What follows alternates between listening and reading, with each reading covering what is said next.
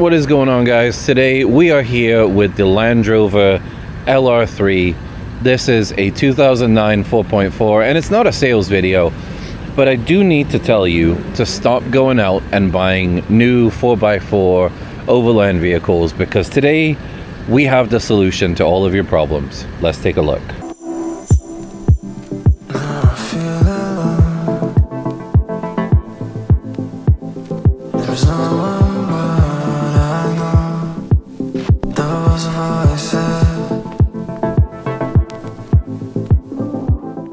Now, I wanted to walk around this car because I absolutely love it, and I really feel like everyone, myself included, has gone out and spent too much money on this overlanding craze that happened ever since COVID. The question today is, do you really need that stuff, and what should you buy realistically as the best option? And after spending tens of thousands of dollars on newer vehicles, I came to the conclusion that this was the best vehicle. Now, it's well documented on the internet. Don't buy a Land Rover, they all break down, terrible on maintenance, etc., etc. But there is a little exception.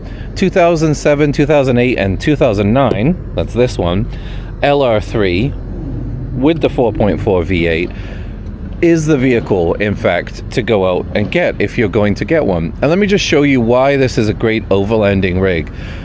We are going to do more on all of the features, the functions, the good and the bad.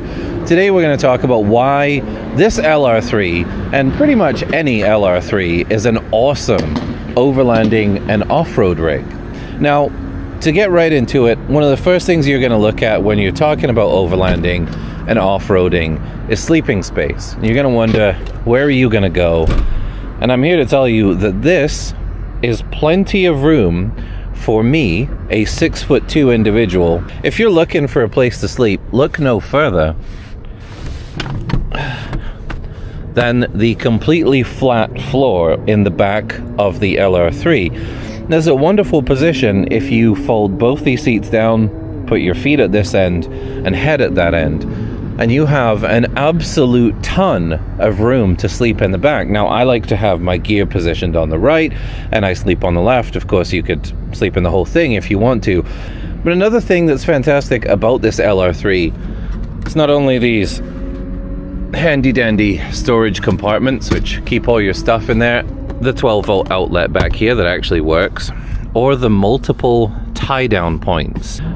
Everything back here is just, it's so nice to get out and have a carpeted floor, well thought out, two-piece design, real tailgate, and of course, if you're in the bush or you're having a seat by the fire out here in the wilderness, as you can see, of course, well covered by this hatch. Now, I have changed a few things on this, of course. I went for the LR4 style taillights, and that's given me a fast blink on the turn signal. And I also went for a very mild off-road tire in the factory spec. I don't need anything crazy because I did want to retain the kind of casual city looks. I also haven't gone for a lift kit because I really like this factory air suspension. And it works really well off-road. In fact, no. Yes, why not? Push our memory seat. Voila. Everyone said that British products were broken. Don't buy a Land Rover. But so far, this has been absolutely wonderful on all accounts. Everything in here just works so far. Whether it's the heated seats that are wonderful to have in an off-road exploration vehicle, whether it's the air conditioning that just works so nicely, automatic, full auto, fan only, rear, second and third zone. It's just so many things in here that I could rave forever about all of the features that I actually didn't have on my 2024 $60,000 TRD off-road Tacoma that I have on this. So guys, if you're looking for something off-road minded, if you want to find a vehicle, take you anywhere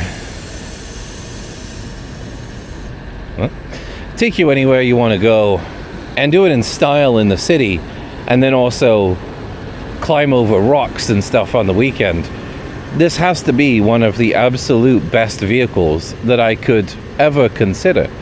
There's really nothing that has bothered me about this car so far. In fact, almost everything has worked flawlessly. Now, one small problem was the fuel pump when we got it, which required dropping the tank, and that was a little bit of a pain in the donkey. However, the vehicle had also sat for a year and has low kilometers, and I kind of suspected something was going to happen because they don't do well when they sit. But that's been it. The one thing which I would say is broken down: the brakes were done out of maintenance, the tires were done out of my choice, and everything else just seems to work. Now, getting back into the whole overlanding thing, if you're wondering, a rifle fits perfectly here, or a shotgun. So if you're sat in the driver's seat and you need to get out and shoot your pheasant on your private land, it's absolutely no problem. I do recommend folding this armrest up if you have a sling on your gun, because it will get caught. And this two-piece glove box, perfect for your Winchester 12 gauge ammo. And of course, this one, fantastic for your rangefinder and your 6.5 Creedmoor, which of course you'll shoot because you drive a Land Rover, so need a gentleman's caliber there.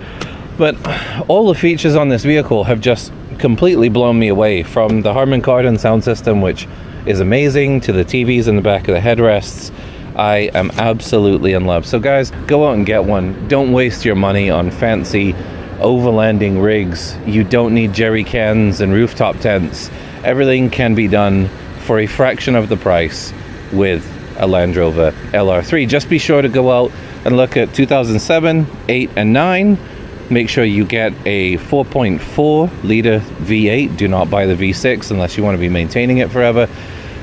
And drive it until the wheels fall off, because these specific years of this specific car are an absolutely fantastic combo. So without further ado, thank you so much for watching. Don't forget to like and subscribe. Until next time.